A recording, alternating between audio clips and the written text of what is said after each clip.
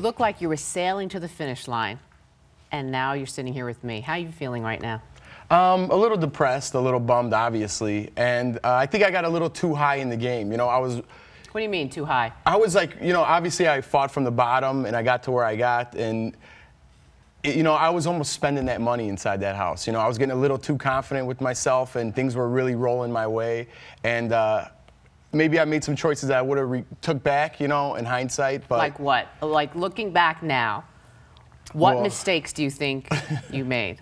Well, I think looking back now, maybe the Russell decision might have not been the best decision, but you know, I don't want to pinpoint one thing that I did or should have done or what ifs, because I'll drive myself crazy, and being in there, it's already crazy, you know. I wish I would have won that POV. That's the one point. If there was a pinpoint, the POV was it. If I won that POV, I'm confident I would have won that game. But it's not like you did poorly in that. It's just that Michelle, you know, rocked it. I mean, how would you have guessed, right?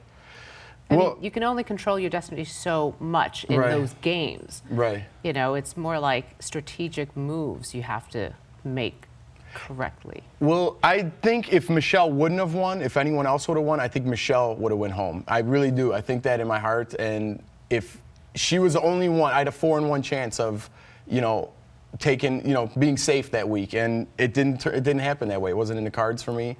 And yeah, you go. You're better. No, you're doing just fine. All right, but the minute you didn't win the POV, you kind of knew, wow, my chances of staying are really slim. Yeah. And you knew you had Michelle's vote, and you campaigned for a vote from Natalie, but you barely campaigned to Kevin. How come? You know what? I know it's $500,000, but I do have my pride, you know? And, you know, if someone spits in your face, you're going to go knock on their door the next day and be like, hey, you want to go play? I don't think so, you know? So he just stabbed me in the back. I didn't want to even talk to the guy, let alone just look at his face, you know? So there was no way I was getting his vote. He just stabbed me in the back. He wanted a strong player out of the house. He couldn't get Michelle out. I was the next one to go, and I just felt like there was no use in talking to him. My road was getting Natalie, and that was the road I chose. Are you saying that your pride could have cost you $500,000?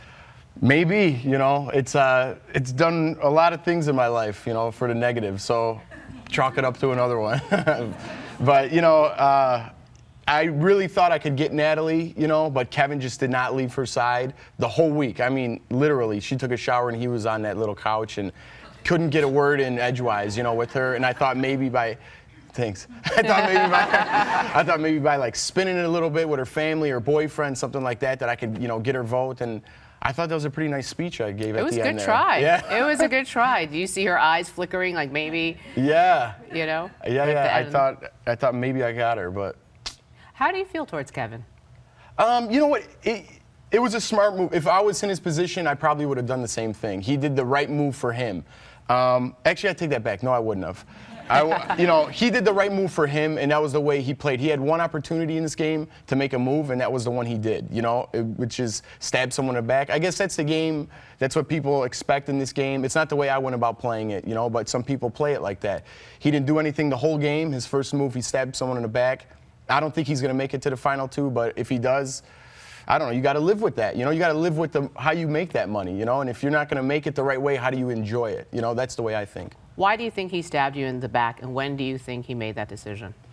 I think he had it planned. Now looking back on it, I think he was ready to stab me in the back once I gave him that POV. If it came down to this position, I knew you know, he's strong in his stand and things, you know, and I knew if things worked out exactly the way that they did, I would be gone, you know, but the chances were slim of them going that way. I was confident in me winning that POV, and when I'm confident in winning the POVs, I won, you know, and I was really confident in winning that one. I don't know, I lost focus. It was maybe too much time, you know, I don't know what it was. Something just wasn't in the cards for me that night. And did you feel like you were losing focus during the POV competition when you were up and looking at the morphed images of people? Yeah, it was before the competition. I was just not feeling it. I was not feeling the right vibes, and then during the competition, I was just lost. I mean, I look back on those things later on, you know, a couple of days later, and I was like, how did I not know that? You know, like where was my head at? And maybe it was everything, all the pressure added up, and knowing if I don't get this, I'm going home, because I wasn't really relying on anyone else to win but me. So maybe I put too much pressure on myself, and I couldn't pull it out that day.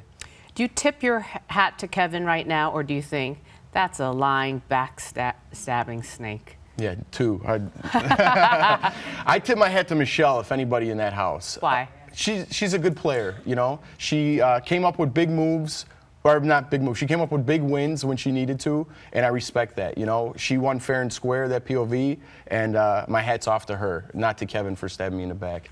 You have a lot of pride. You just mentioned that. So what are you dreading more? Facing the jurors, Jesse, Russell, Lydia, or kissing that $500,000 goodbye? What am I? What's like the worst? What's worse? Oh, having definitely. to walk in there with your bag, or knowing that the $500,000 is gone, out of sight? The $500,000 for sure. But I mean, I'm not looking forward to going to that jury house. It's like you're the police officer and you put all these guys in jail, and then you're in jail yourself. You know? Yeah, I know. I think we're going to take all our cameras from here and put them in there. It might be a better show. What are you going to say? Oh man, no cameras. We got to edit this, so we're not live right now. Yeah, I might have to eat it for a couple days, you know, and just lay low, let them have their little pity party with me and take their shots, you know. So ultimately, they could say whatever they want. I had a hand in getting all 3 of you out, so now what, you know? Yeah. So I don't really care what they say. It's 2 weeks. I could suck it up, and really, the $500,000's what's going to be on my mind. But are you going to be friendly with them and try and sway them, and whoever's left in the house, and try and tell them to vote the way you want, whoever you want to see win? I don't know about that.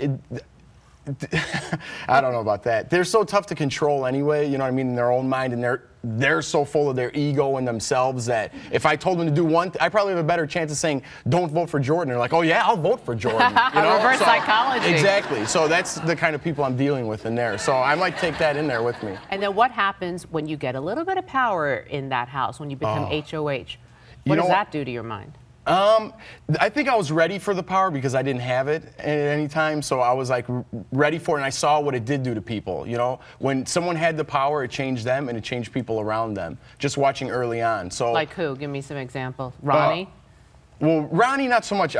Jesse just pops in my head, and then Jesse's crew. You know, like Natalie changed, and people around him. Ronnie changed. Just Shima changed. Just everyone in his little crew, his little area. Oh, when someone in their crew got power, right. It was like they walked around. Exactly. Kinda. You know, they could leave their dishes all dirty and not clean up and cook all hours of the night and make whatever noise they want, you know. And then as soon as someone else has power, things change. And then, you know, they're cleaning up a little bit and they're like, hey, that's a nice shirt you have on. Where were you the last 3 weeks? Who are you, you know?